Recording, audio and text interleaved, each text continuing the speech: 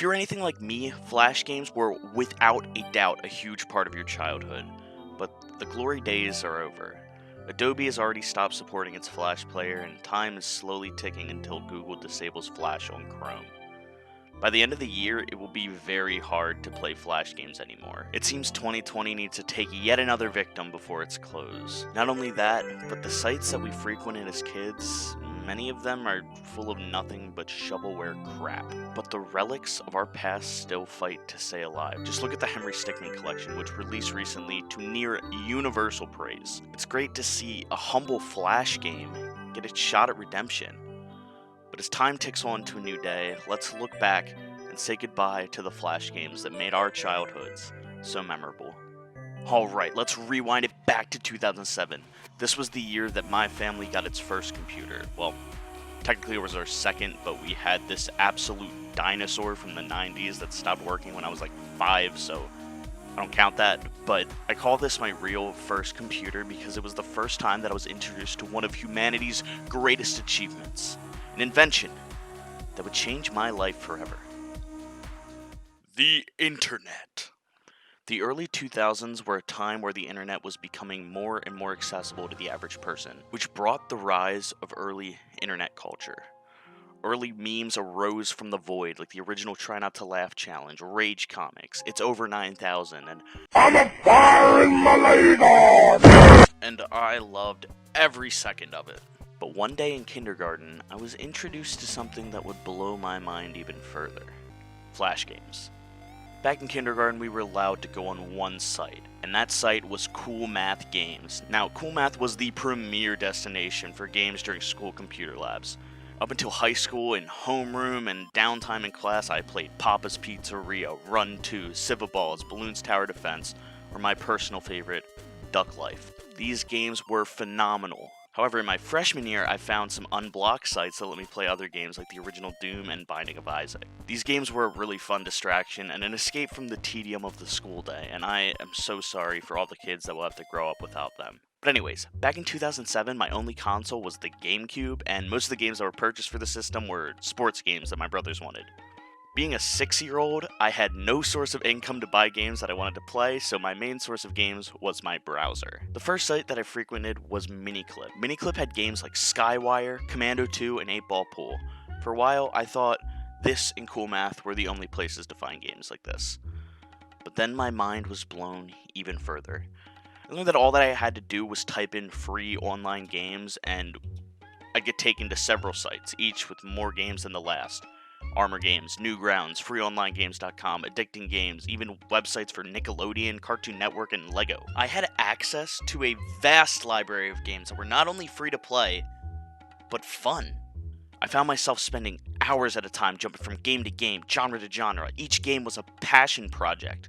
Some were unpolished garbage, but a lot of these games were beautifully designed with so much soul that it hurts. And each was more unique from the last. Heck, Ultimate Flash Sonic was the first Sonic game that I ever played. It was one heck of a time. But this is why when I look at the mobile app store, I am just disgusted. Mobile games were like the natural evolution of Flash games. Flash games usually had a more arcadey, pick-up-and-play vibe, so the feeling of, oh, I got a 10-minute car ride, might as well play a little Balloons Tower Defense arose very swiftly. And many of the earliest mobile games were ports of Flash games. But over time, these games devolved into nothing but a cash grab. All a good mobile game needs now is to be addicting enough that people watch a couple ads and pay for in-game currency until they throw it away. My phone can literally run Luigi's Mansion with no frame drops, but the only games available are these soulless cash grabs that don't take advantage of my phone's hardware. Alright, mini rant. Phones are so powerful right now. Like, I have a GameCube in my pocket. Like, I can play Wii games. Like, the mobile version of Fortnite on certain phones runs just as well as it does on console. Why aren't there any mobile developers making anything more than a brief diversion? I will say, there are some good mobile games, just like Raid. Nope, not yet. Not cool enough for them to sponsor me. Raid, if you're watching, hey. But there are definitely some good mobile games. To name a few, pretty much all the Supercell games are pretty decent. Clash Royale is probably the most fun. And yes, it has microtransactions, but it's not too pushy with them. Like, most of these games follow that model. Fire Emblem Heroes, it's Diet Fire Emblem.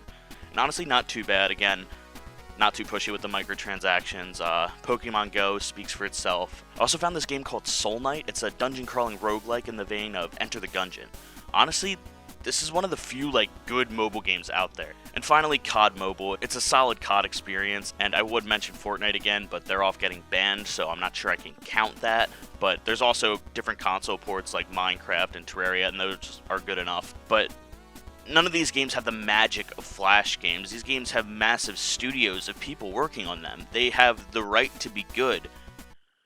But Flash games had no right to be as good as they were. Most of them were one-man projects, with some growing into studios over time. There was little to no search for profit. These were games for the sake of games.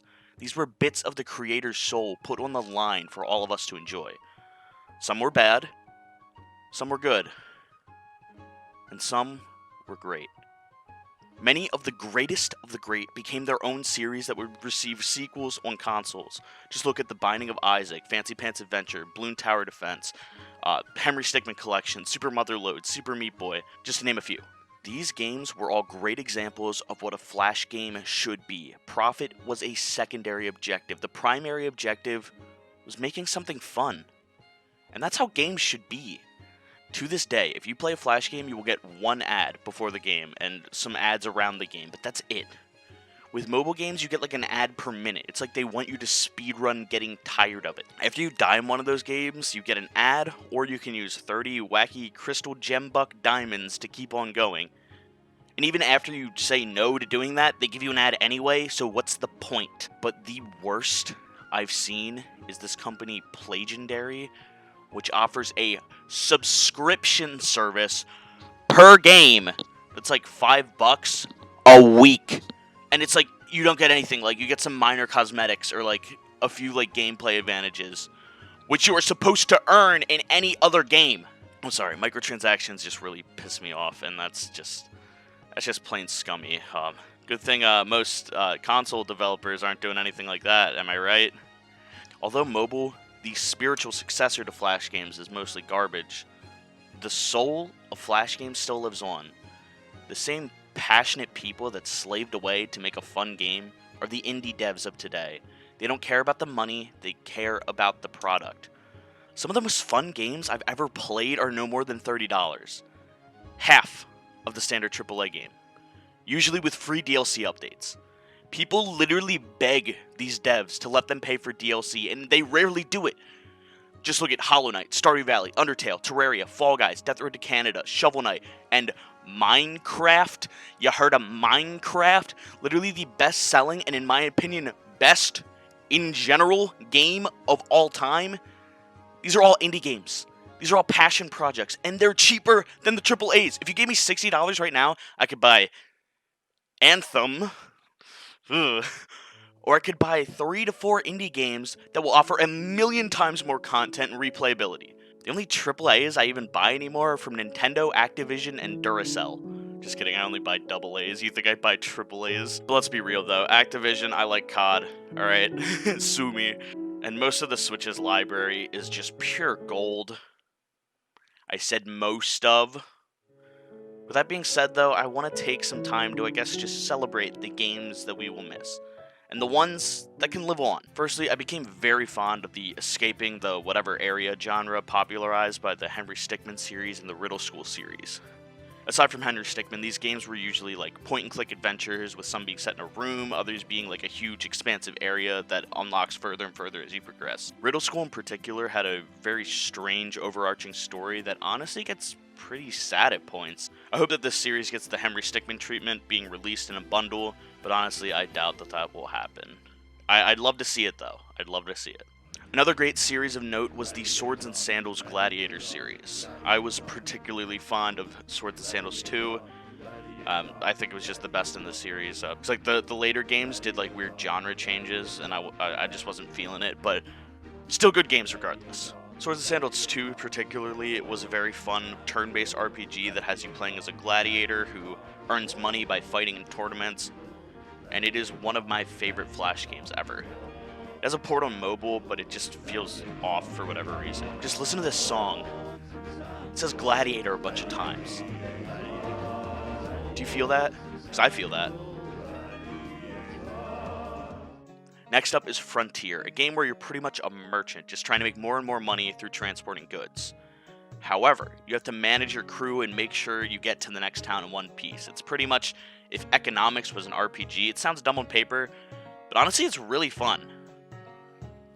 Another favorite of mine is Oligarchy. You play as an oil tycoon who has to match the supply and demand for oil, rig elections, attack the Middle East, you name it. This one's just a game where you try to last as long as you can before you run out of oil and get replaced by green energy. It has a good message behind it, and it's pretty fun. Another classic is Motherlode. You're a man in a mining vessel on Mars, slowly upgrading it to traverse deeper and mine faster. If you played SteamWorld Dig, it's kind of like that. I think this might have been the inspiration for SteamWorld Dig, but there's also a really weird plot twist at the end that 10-year-old me was not ready for the first time I played. So if you want to experience that for yourself, go crazy. This one got a sequel titled Super Motherlode that's on consoles, which is pretty much just an updated version of the game with more story from what I can tell. I haven't played it, but it does look like pretty much just a faithful adaptation. Then you have the Grow series by iMaze. These were puzzle games where the point was to tinker with adding different elements to this vessel to win, quote unquote. They are pure eye candy, with little stories that play out as a result of your tampering. The full series or collection can now be found on Android as well if you'd like to check that out. Next up is Age of War. Man, that soundtrack gets me every time. I don't know why, but I hear this song, I just a wave of nostalgia every time, every single time. In this one, you fight against a computer player, sending troops and slowly advancing technologically. This one and its sequel have also been ported to mobile, so you can still play that whenever you'd like. Super Smash Flash, it's a Flash port of Smash. Oh yeah, that's the rap for that. Boom. It has a whole bunch of characters that would never make the cut, like Tails and Goku, and it handles really well, and it has this nice pixel art style that reminds you of what it would look like if Smash was on like the SNES. Next up, Panda Tactical Sniper. It's a puzzle game where you complete sniper challenges to assist the panda in his endeavors. Honestly, it's great. I don't know why. I used to play this one a lot. I don't see anybody talking about it. I think it's fun. And it has a bunch of sequels with like more story. It's pretty cartoony. And finally, one of my favorite Flash games of all time. It's one you probably have never heard of. It's called Tycoon Jones. Tycoon Jones is a weird economic life sim type game.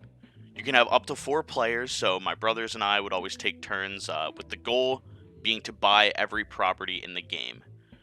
Now, there's no set win condition, and buying properties isn't something you can do at the beginning. This is like late game content, so like we'd play this for a while. From the start, you have several options. Each day you need to eat, but in order to eat, you need money, so you gotta get a job. However, your job starts off pretty basic and you're not making much money. So you got to either get really lucky and get a high-paying job or get an education. So at the beginning of the game, you have to balance food, work, and education with the added bonus of rent being due at the end of the week. There are also a lot of wacky RNG events such as being robbed, the stock market, losing your job, competitive wages, and a fluctuating economy. Honestly, this game sounds stupid, but it's very fun. The best is when someone forgets to pay rent and becomes homeless and depressed. Really great detail there.